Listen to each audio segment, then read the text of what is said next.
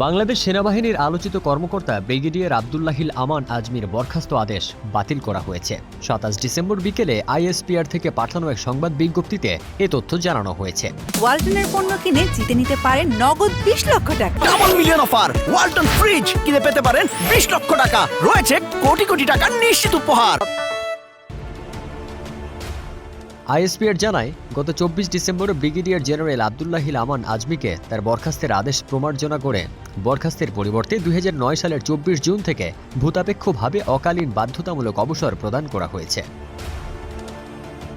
Brigadier আজমিকে ২০০৯ সালে শেখ হাসিনা সরকারের সময় তার পদ থেকে বরখাস্ত করা হয়। এতে তিনি সেনাবাহিনীতে কর্মরত থাকা সময়ের সব সুবিধা থেকে বঞ্চিত হন। পরে এই আদেশের বৈধতা চ্যালেঞ্জ করে হাইকোর্টে রিট করেন তিনি। ২০১৬ সালে গুম হন ব্রিগেডিয়ার আজমি। ২০২৪ সালের আগস্টে ছাত্র জনতার গণঅভ্যুত্থানে আওয়ামী লীগ সরকার পতনের পর মুক্তি পান তিনি। পরে জানান, তাকে আয়নাঘরে গুম রাখা হয়েছিল। ফারদিন সানি, দেশ রূপান্তর।